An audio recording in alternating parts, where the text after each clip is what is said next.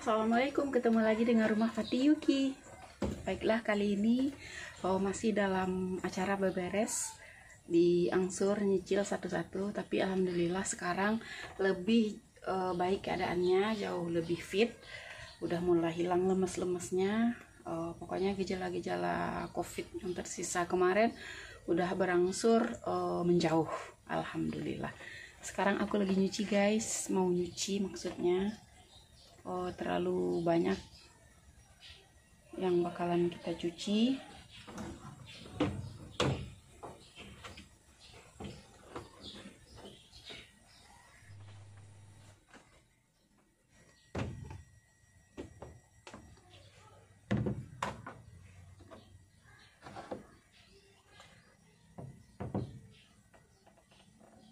Oh iya, sampai lupa, mesin cucinya lagi mandek airnya, jadi kita tidak bisa nyuci otomatis.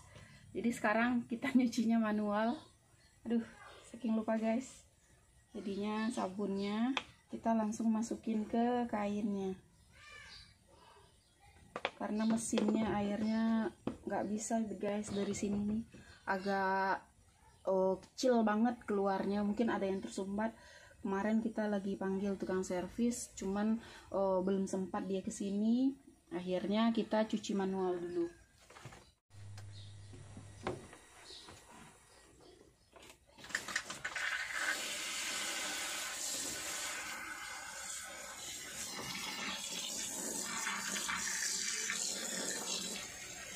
Sekarang kita tunggu dulu airnya mulai cukup, agak penuh gitu. Nanti setelah agak penuh baru kita aduk dan bisa kita tinggalin. Nanti aku bakalan cerita kepada teman-teman bagaimana awal mulanya kita semua kena COVID, kemudian bagaimana cara kita menghadapinya di rumah, dengan isoman di rumah, dengan rumah yang ibaratnya seadanya. Nggak seperti orang-orang kan terkadang isomannya gampang, kadang rumahnya bertingkat, bisalah yang kena COVID itu di atas gitu kan, atau yang punya kamar mandi 2, lebih gampang juga. Kalau kami kan ibaratnya rumahnya kecil, areanya juga sempit, dan kamar mandinya juga 1. Kemudian apa ciri-ciri yang dirasain, kemudian apa yang kami lakukan, dan bagaimana kami bisa sembuh, nanti bakalan aku ceritain ya guys. Sekarang aku tunggu dulu cuciannya, airnya penuh.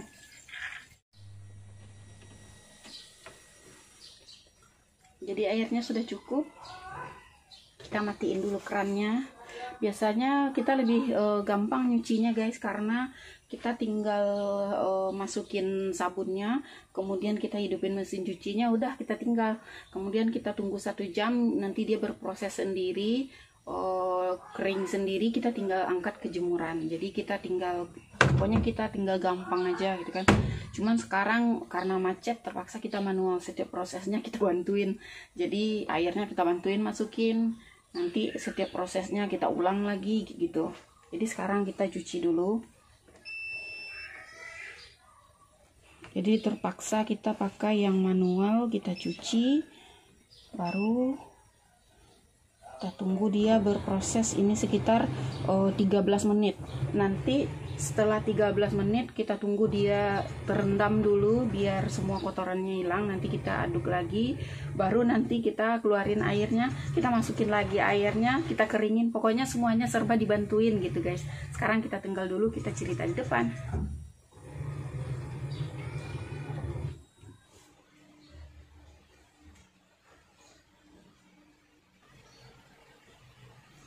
Jadi guys, aku bakalan cerita kepada kalian sesuai dengan yang kami alami sekeluarga. Mudah-mudahan ini bermanfaat nantinya untuk kalian berjaga-jaga di rumah. Kalau seandainya ada ciri-ciri seperti ini, mungkin kalian bisa langsung melakukan tindakan-tindakan. Walau nanti setiap orang mempunyai gejala-gejala yang berbeda mungkin, atau cara ngadapinnya juga berbeda, cara ngobatinnya juga berbeda. Cuman kami akan nge-share sesuai dengan yang kami alami. Jadi pertama kali itu dulu awal Juli, kalau nggak salah sekitar tanggal 1 apa 2, kalau nggak salah 2 Juli, Fatih itu tiba-tiba demam.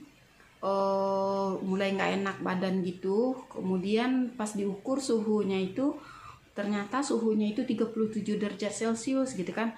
dan kami langsung kasih paracetamol karena semenjak masa pandemi kami itu agak parno. Biasanya kan 37 derajat Celcius itu nggak perlu kasih obat, cukup banyak minum air putih atau kita kompres aja nanti dia hilang sendiri gitu kan.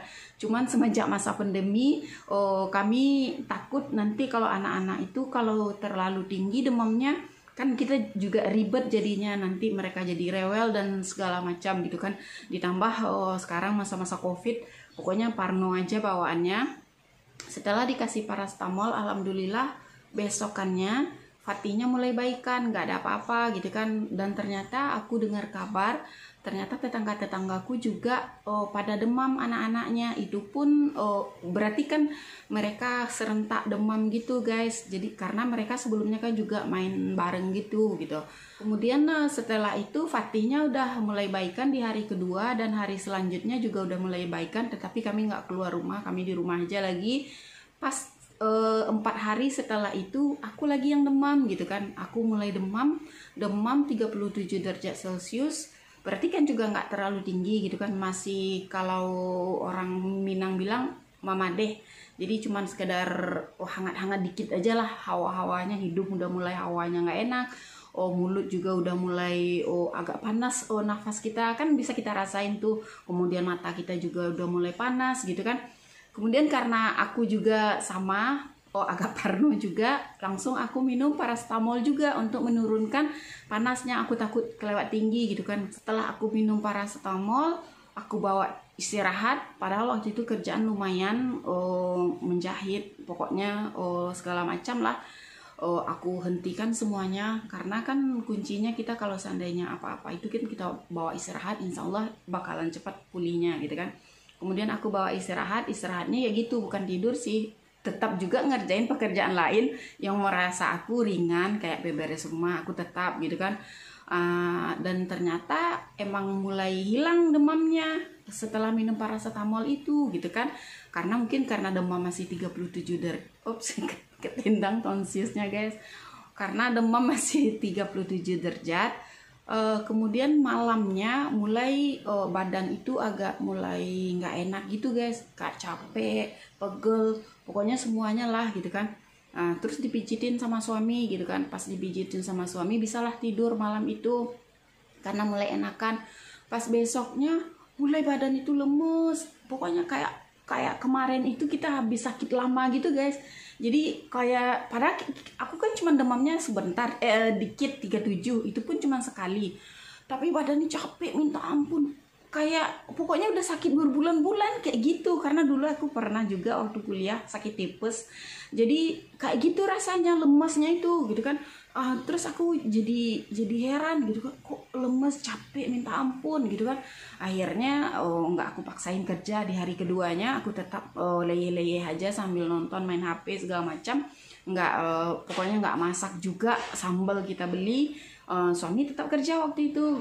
Kita bertiga sama anak-anak di rumah. Aku coba positive thinking aja, ya udah ini cuma demam biasa kayak gitu kan, mencoba menolak padahal kita udah tahu ciri-cirinya udah mulai kena nih kayak gitu kan.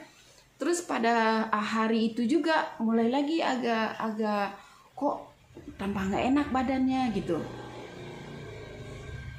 Bentar, ada motor.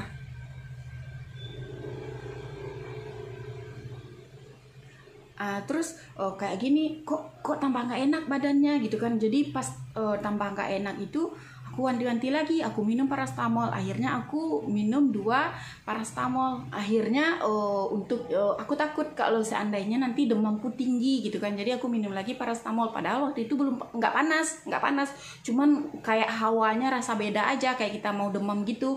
Terus aku bawa istirahat, makin lama pas hari keempat kan masih lemas aja tuh bawaannya, masih capek-capek aja, kepala mulai berat, rasa mau jatuh gitu, rasa kayak ditusuk-tusuk.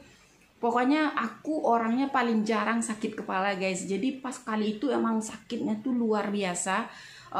Terus dibawa tidur aja, kata suami juga istirahat aja, mungkin karena kecapean.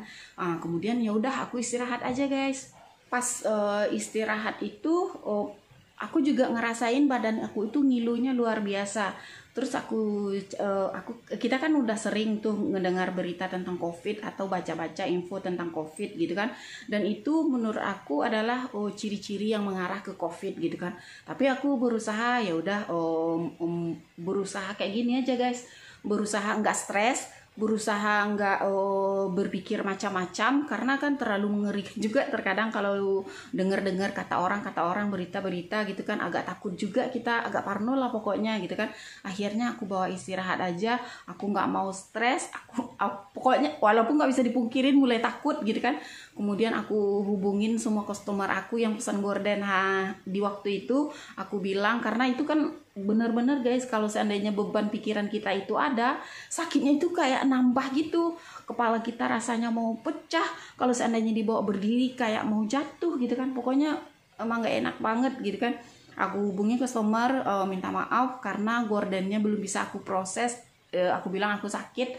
Kemudian udah kelar, kemudian aku bilang pihak teman-teman Allshop yang endorse ke rumah Fatih Yuki, aku hubungin juga, maaf nggak bisa posting di waktu dekat. Jadi aku merasa setelah semua kerjaan aku udah klarifikasi kepada konsumen dan customer, kepada teman-teman Allshop dan customer yang beli gorden, aku mulai ringan pikiranku gitu kan. Aku cuman main-main HP aja. Aku kan tipenya nggak bisa tidur siang gitu guys, nggak tahu juga lah bagaimanapun sakitnya kalau siang tuh nggak bisa tidur gitu kan. Jadi ya udah, paling istirahat aku tuh rebahan aja. Nanti untuk ngilangin stres, aku nonton yang lucu-lucu di YouTube. Salah satunya itu acara Lapor Pak yang di Trans 7 itu, biasanya aku nggak tahu acaranya. Semenjak itu loh kok lucu gitu kan. Habis itu aku nonton itu untuk ngilangin pikiran-pikiran yang aneh-aneh gitu guys. Kemudian suami waktu itu kan aku nggak bisa ngapa-ngapain, udah nggak berdaya gitu. Jadi dia setiap siang itu dia pulang dari kantornya untuk ngantarin kita sambal. Terkadang kan kita bingung juga mau makan apa, nggak mungkin juga kan anak-anak, aku nggak berdaya, masak juga nggak bisa. Terkadang pesan GoFood, itu pun kadang udah bingung mau pesan apa lagi gitu kan. Dan terkadang kita kan ada yang pengen itu pengen itu, nanti suaminya nyariin, jadi diantarlah pulang gitu kan. Makin lama itu kan udah hari kesekian kan, penciuman itu bener-bener nggak ada. Pas hari keempat kalau nggak salah, hari keempat penciuman itu bener-bener hilang guys. Bangun tidur tiba-tiba nggak kecium lagi, bau jigong juga nggak kecium, bau apapun juga nggak kecium. Pokoknya nggak ada lagi, bener-bener hilang. Padahal aku nggak flu, aku juga nggak batuk gitu kan. Cuman yang aku rasain waktu itu kan sakit kepala, habis itu sakit badan, ngilu luar biasa gitu kan. Demam pun juga udah lewat, cuman hari pertama aja. Hari kedua kayak berasa mau demam, itu pun aku minum paracetamol cepat kan nggak jadi juga demamnya gitu kan. Terus tiba-tiba hilang penciuman. Aku bilang sama suami, loh Bi, tiba-tiba penciumannya hilang, jangan-jangan ini beneran COVID kayak gitu kan. Suami aku agak kaget tapi berusaha tenang gitu guys. Terus dibilang ya udah nggak apa-apa, bawa istirahat aja kayak gitu kan. Malamnya kami kan sebelumnya masih tidur bareng tuh, masih tidur sama suami gitu kan, anak-anak di kamarnya. Kamar aku sama kamar anak kan nggak ada sekat gitu, nggak ada pintu gitu kan. Terus aku bilang sama suami, Bi, baiknya kita tidur misah aja kayak gitu kan. Soalnya nanti takutnya ini beneran COVID, karena ciri-cirinya ini adalah COVID. Daripada nular nanti lebih baik Abi pindah aja tidurnya. Karena kan sebelumnya Fatih itu yang demam bentar, habis itu aku gitu kan. Berarti kita 2 orang yang demam di rumah, walaupun Fatih gejalanya cuma demam aja sekali gitu. Agak panjang ceritanya guys, takut kalian bosan. Tapi bagi kalian yang pengen infonya, ciri-cirinya, perjalanannya, silahkan tonton sampai habis ya guys. Terus lanjut, suami katanya kayak gini, nggak usah lah, biar aja lah, nggak usah terlalu dibawa. Takut itu awalnya kata suami, mungkin karena dia kasihan ngelihat aku setiap malam ngeluh capek nggak bisa tidur. Pokoknya emang nggak bisa tidur guys. Akhirnya suami mijitin setiap malam, dan kalau dipijit-pijit, kalau dielus-elus punggung kita atau kaki kita, baru aku tertidur. Karena susah banget tidur itu guys gitu kan. Kemudian suami masih tidur sama aku berarti kan gitu kan. Aku coba sadar diri, aku pakai masker, tapi beneran nggak bisa tidur pakai masker gitu kan. Terus yaudah, besok-besoknya aku mulai agak baikan. Udah 1 minggu kan aku mulai baikan. Minggu keduanya nggak ada lagi gejala yang aneh-aneh gitu kan. Capeknya udah mulai berkurang, pusingnya juga udah mulai berkurang, cuman lemesnya minta ampun. Kayak nyuci piring aja guys, langsung keringat dingin keluar, pokoknya kayak gitulah. Pokoknya lemes kayak nggak berdaya gitu, pokoknya intinya nggak berdaya gitu kan. Cuman itu aja yang aku rasain di minggu kedua, nggak berdaya ngapa-ngapain, langsung capek, nyapu langsung gemeteran, langsung capek, pokoknya capeknya luar biasa. Akhirnya itu yang aku rasain di minggu yang kedua. Pas masuk minggu yang ketiga, penciuman aku mulai balik dan aku udah mulai senang gitu kan. Berarti aku hilang penciuman 1 minggu lebih gitu kan. Pas masuk minggu yang ketiga, berarti udah lewat 14 hari, tiba-tiba penciuman muncul, tapi semuanya serba bau. Jadi intinya nggak enak guys. Masih mending waktu itu hilang penciuman daripada semuanya serba bau gitu kan. Mau makan, makanan bau.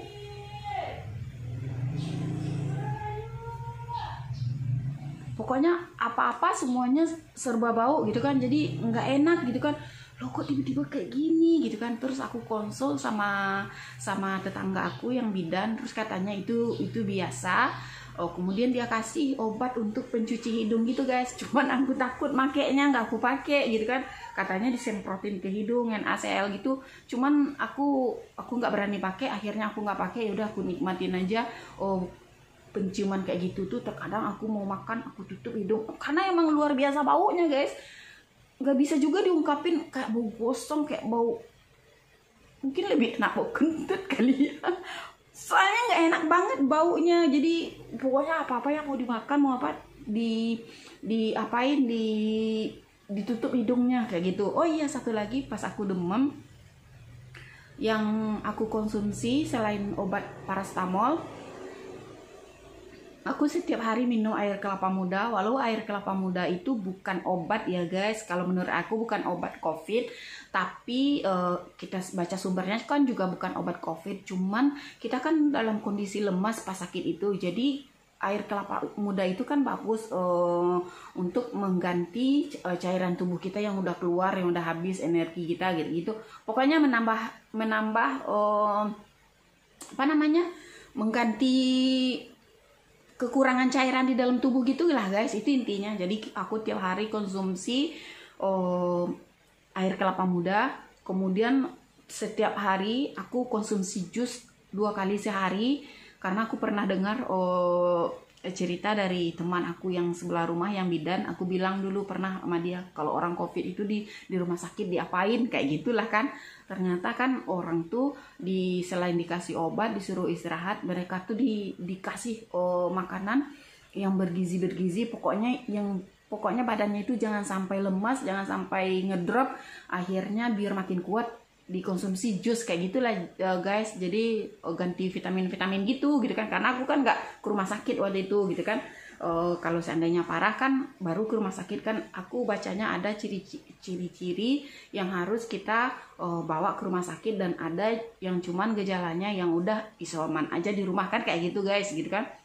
Jadi aku makan, aku paksain, lidah aku udah mulai putih, udah mulai pahit, tapi ada rasanya, ada pahit gitu kan, nggak hilang rasa sama sekali. Karena aku dengar cerita sebagian orang, ada juga yang hilang rasa sama sekali. Kalau ini masih ada rasa, kayak jus masih manis, dan itu pun pilih-pilih jusnya guys. Kalau seandainya aku minum jus jeruk, kayak ada pahit-pahit gitu guys.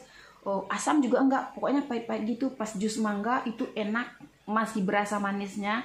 Jadi aku sering konsumsi jus mangga. Siang, nanti sore pulang ke suami kerja masih dibeliin jus. Jadi pokoknya semua yang menaikkan imun, yang pokoknya bikin kita kuat, aku konsumsi gitu kan.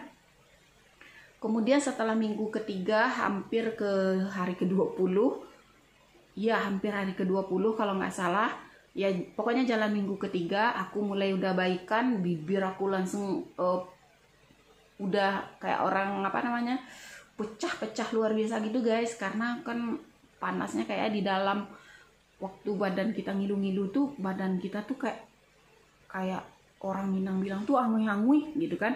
Pokoknya kayak berasa panas gitu punggungnya gitu kan. Padahal dia nggak panas, tapi pas ditempelin ke kasur atau kemana gitu kan panas. Pas buat duduk pinggangnya ngilu, rasa mau copot kayak gitu guys. dan itu udah mulai hilang semuanya. Tiba-tiba suami mulai meriang.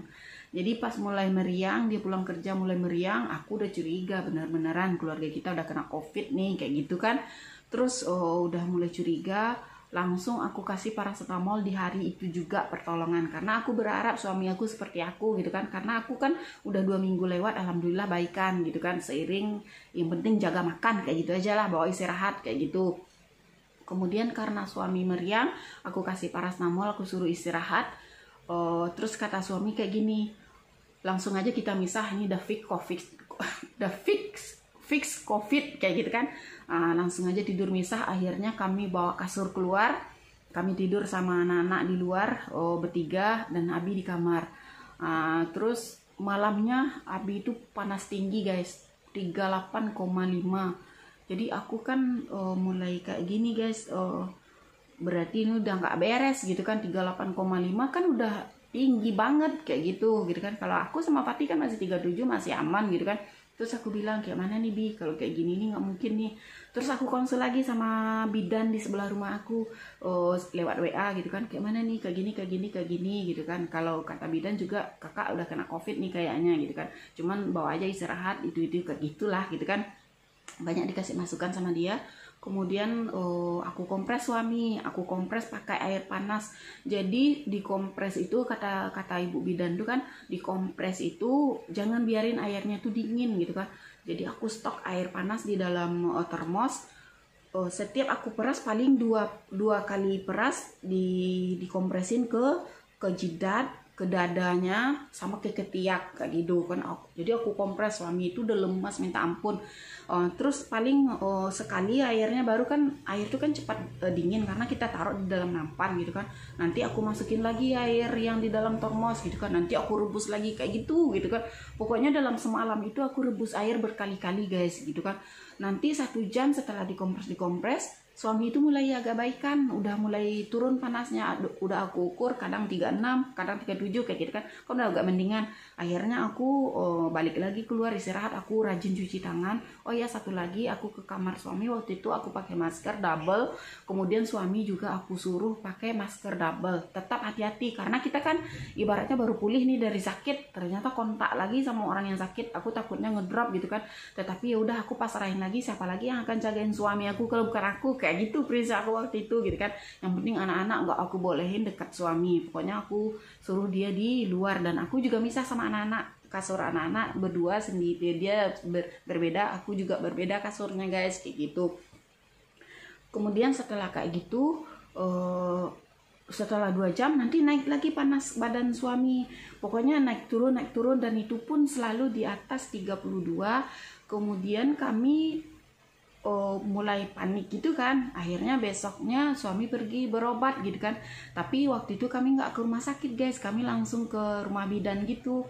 Dikasihlah obat gitu kan, singkat cerita dikasih obat. Dan sekian hari suami itu masih sakit juga, masih demam, nggak turun-turun, nanti turun sakit lagi, turun sakit lagi, kayak gitu aja terus gitu kan. Sampai aku udah keluar keringat dingin, kan agak mulai terkuras juga tenaga kita sama pikiran gitu kan.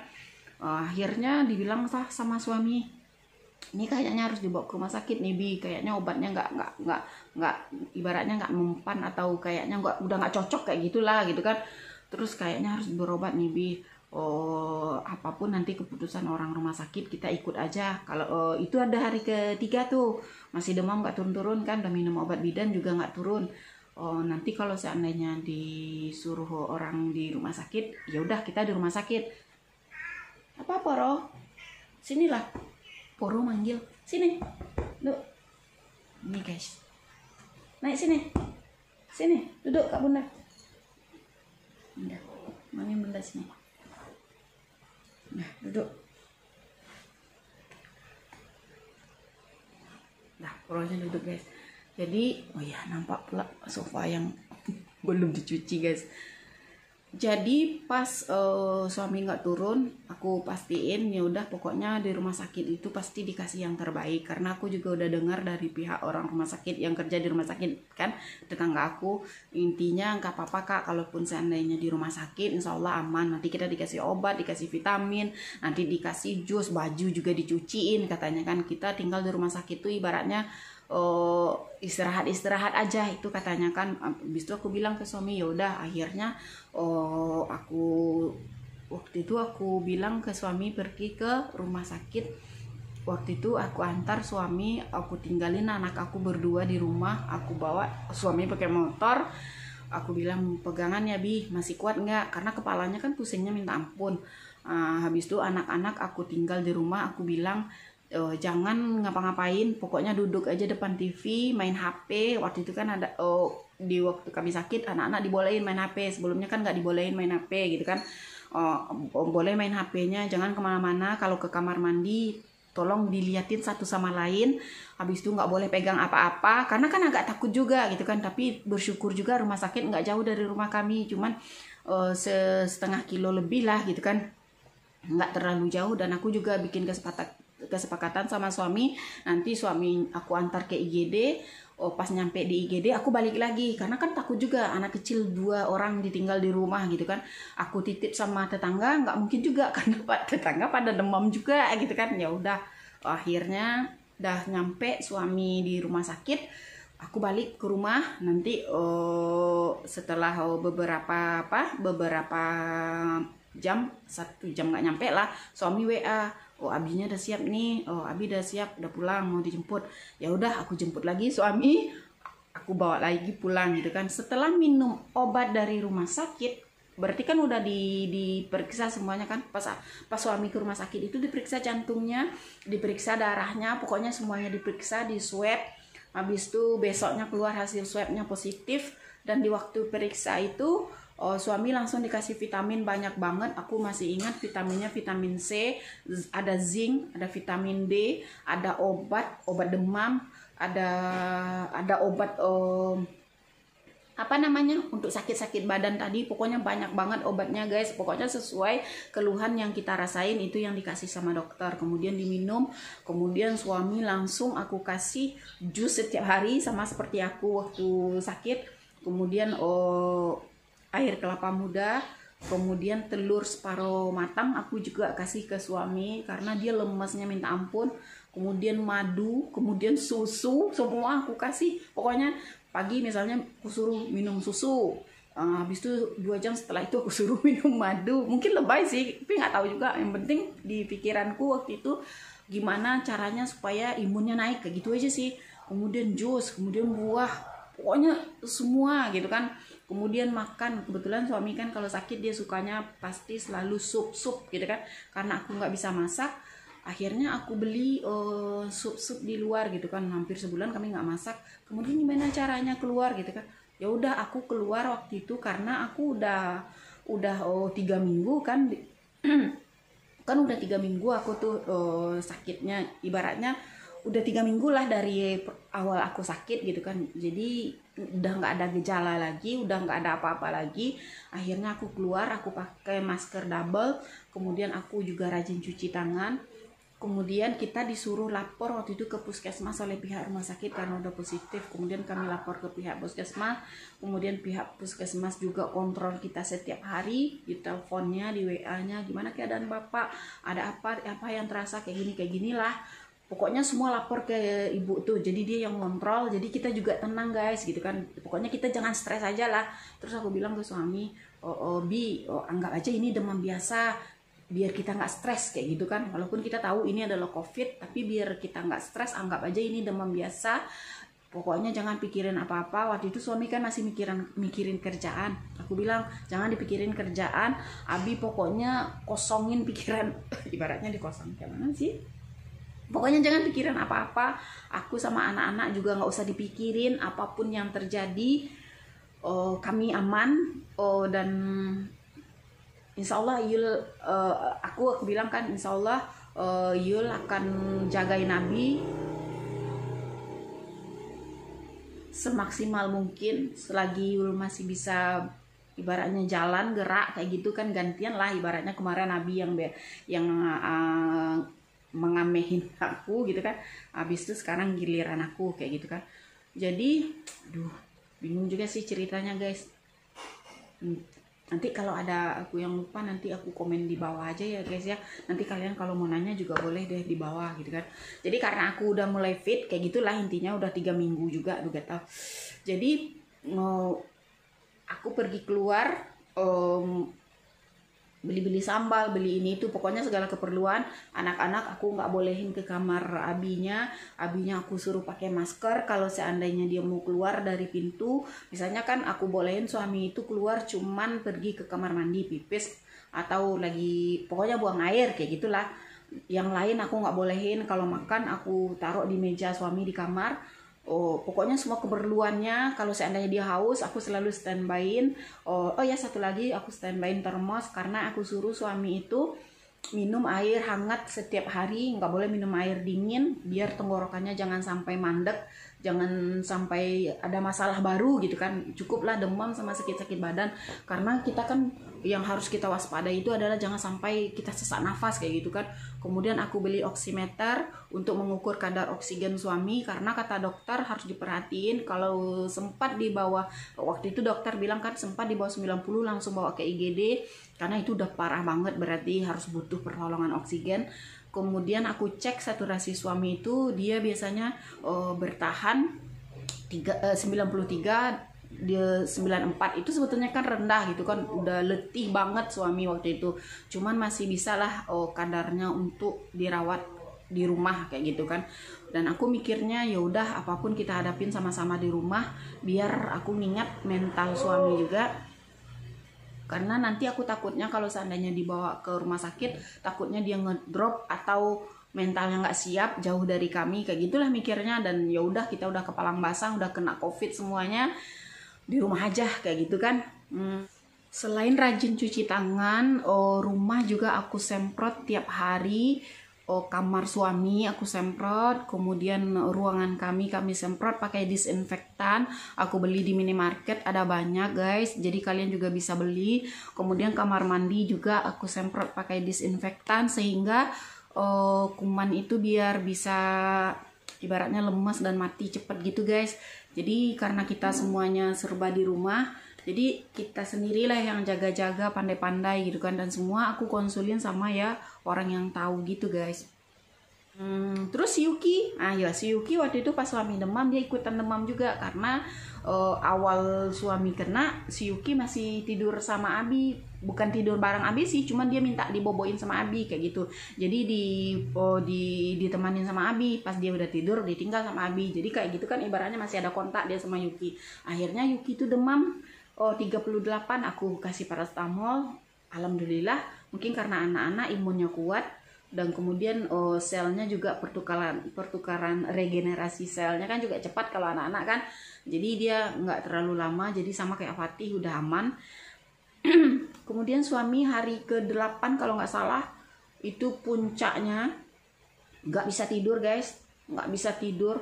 Mungkin kayak aku bilang, aku udah sempat mikir loh guys, jangan-jangan mau meninggal nggak ya suamiku, kayak gitu loh. Akhirnya aku bilang, Bi, ini ada nggak orang yang perlu dikasih tahu? Mungkin saudaranya dia gitu kan, perlu nggak dikasih tahu, nanti ada apa-apa, jangan-jangan biar jangan aku yang disalahin gitu kan. Kok saudaranya sakit aku nggak dikasih tahu, karena apa-apa yang terjadi kan selalu aku yang salah guys. Jadi aku takutnya itu terulang. Aku bilang sama suami, kasih tahu lah siapa yang perlu dikasih tahu, nanti kalau ada apa-apa yang terjadi sama Abi, orang tuh tahu dan aku nggak disalahin. Aku kayak gitu aja sih gitu kan. Tapi kalau untuk ngurus Abi, udah aku siap, aku bisa kayak gitulah ibaratnya gitu kan. Akhirnya suami hubungin, ibaratnya kasih tahu kalau dia kena COVID, karena prinsip kalau aku waktu itu aku sakit, aku nggak kasih tahu siapa-siapa guys, karena aku merasa masih kadar ringan. Kemudian aku nggak mau dengar berita kayak gini. Kadang kalau kita kasih tahu orang-orang kayak gini, ini itu, jadi kita malah bikin ribet guys, bikin pusing kayak gitu. Jadi aku milihnya ya udah, aku nanya sama orang yang kompeten kayak gitu. orang yang kerja di rumah sakit kayak bidan, kayak dokter, kayak tenaga medis, pokoknya kayak gitu. Aku lebih percaya mereka kayak gitu daripada percaya nanti dengar omongan orang, harus minum itu, harus pusing kita guys. Udah kita sakit, stres gitu kan. Jadi udah pada orang ahlinya aja kita serahin gitu kan. Akhirnya aku juga konsul ke teman-teman aku. Makasih ya buat semua yang udah bantu, yang kasih masukan. Dibilangnya kayak gini caranya. Itu orang yang masih bekerja di bagian medis ya guys. Aku bilang kayak gini, dibilang kayak gini gitu kan. Akhirnya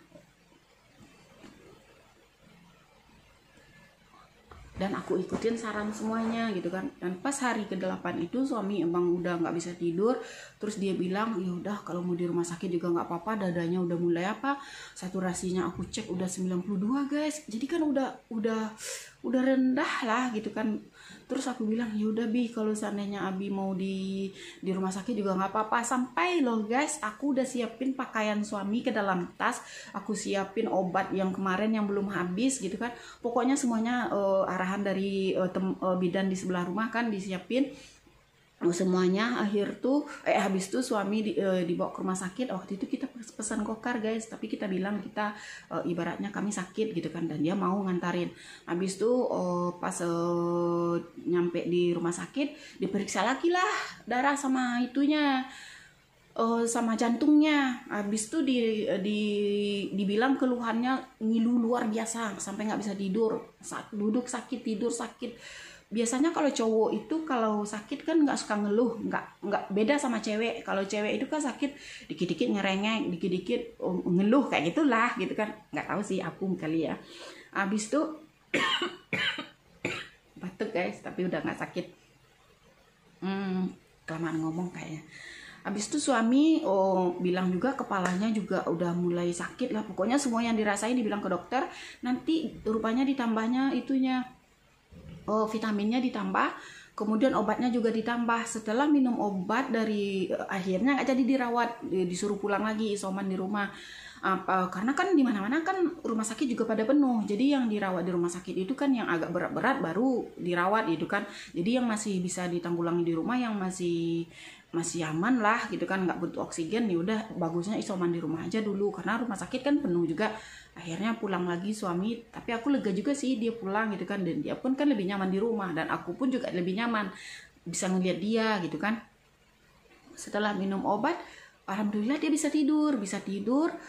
Langsung tetap setiap hari aku kasih makan jus, madu, susu, semuanya pokoknya aku kasih. 3 hari setelah itu barulah mulai suami itu agak mulai berdarah lah istilahnya, mukanya mulai berseri gitu kan. Karena sebelumnya kuning, mata tuh sayu, ngelihat kita tuh kayak bukan ngelihat kita. Jadi aku tuh udah mulai takut guys. Aku takutnya dia meninggal kayak gitu. Jujur waktu itu aku siapin mental apapun yang akan terjadi kayak gitu. Aku ikhlasin walaupun mungkin nanti nggak tahu bakalan kayak mana gitu kan. Tetapi aku berusaha, ya Allah, pokoknya berdoa sebanyak mungkin. Kemudian ya udah apapun yang terjadi aku serahin ke Allah, apapun yang terbaik kayak gitu kan. Kemudian pintu itu kan suami di kamar kan, aku selalu manggil tuh. Kalau udah diam aja dia kan biasanya dia ngeluh keresek kan kedengaran di kamar. Aku panggil, Bi, aman Bi. Kadang kayak gitu aja jawabnya kan, Bi, aman Bi, aman. Kan kita di luar pun juga lega jadinya kan. Terus nanti Bi minum ini ya, minum itu, pokoknya aku paksa minum sampai suami itu kadang mungkin udah malas, dia mungkin minum madu, minum susu, minum ini segala macam. Yang penting Abi cepat sehat Bi, minum ya Bi. Pokoknya aku selalu kontra kayak gitu. Akhirnya minggu kedua suami alhamdulillah baikan, dan dia tes swab hari ke-14-nya, dan alhamdulillah keluar negatif. Dan itu leganya minta ampun loh guys. Walaupun gejala yang kami rasakan masih ada, kayak suami waktu itu masih batuk, kepala masih pusing, jalan masih lemas, badan juga masih pegel-pegel, tapi nggak parah. Intinya masih bisa istirahat. Dia kalau udah nggak bisa istirahat, itu bikin kita pusing guys. Nggak bisa tidur kan, gimana nggak bikin pusing?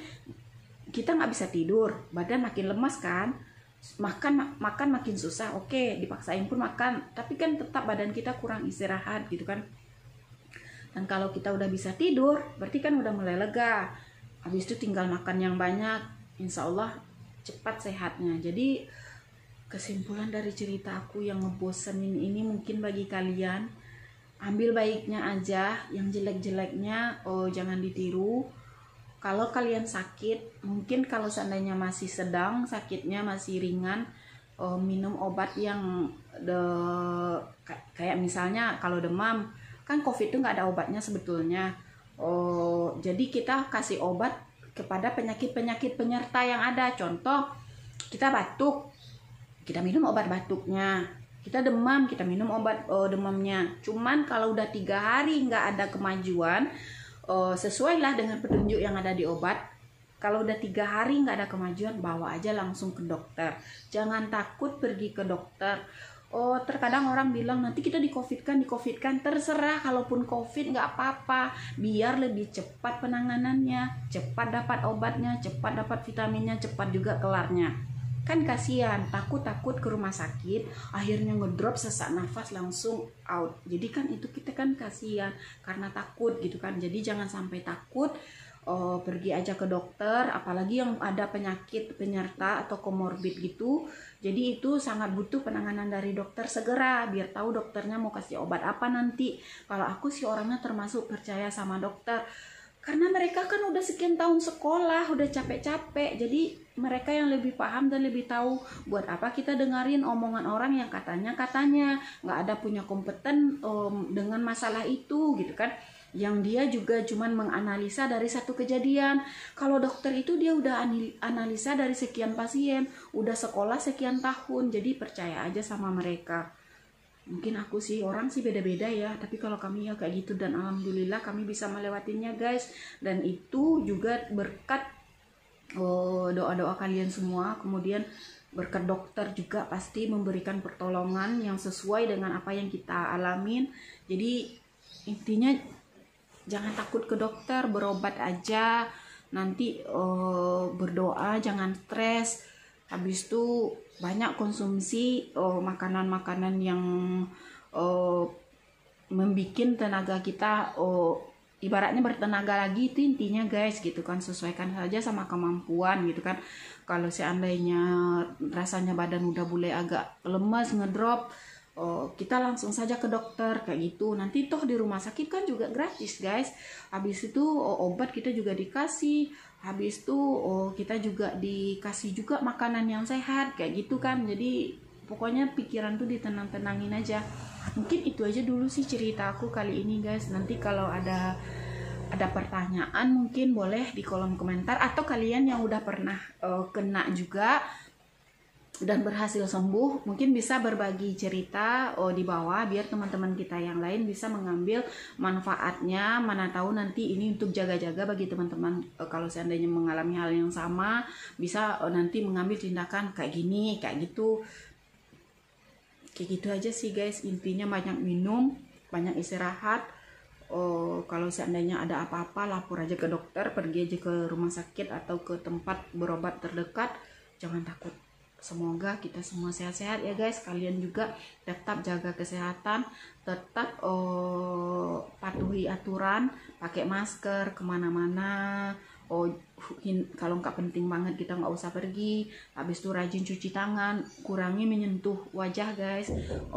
Karena kan tangan kita nggak tahu pegang-pegang apa aja. Aku berusaha menahan sih guys, apalagi semasa suamiku sakit kan aku rajin cuci tangan. Karena aku kan sering bolak-balik ke kamar suami, kemudian aku berusaha menahan tangan aku, jangan kucek-kucek mata tiap bentar, jangan sentuh-sentuh ini, kayak gitulah guys. Karena kan bisa jadi tangannya bawa kuman kesini gitu kan. Jadi berusaha nahan gitu kan. Habis itu ya udah kayak gitu aja sih. Mungkin kalian bisa juga bagi pengalamannya di bawah ya. Terima kasih yang sudah menonton. Ambil yang baik-baiknya saja. Kalau seandainya ada kesalahan dalam omongan aku, abaikan aja guys. Mungkin karena aku lupa, kilaf segala macam, atau saking semangat sama kalian berbagi. Dadah, assalamualaikum.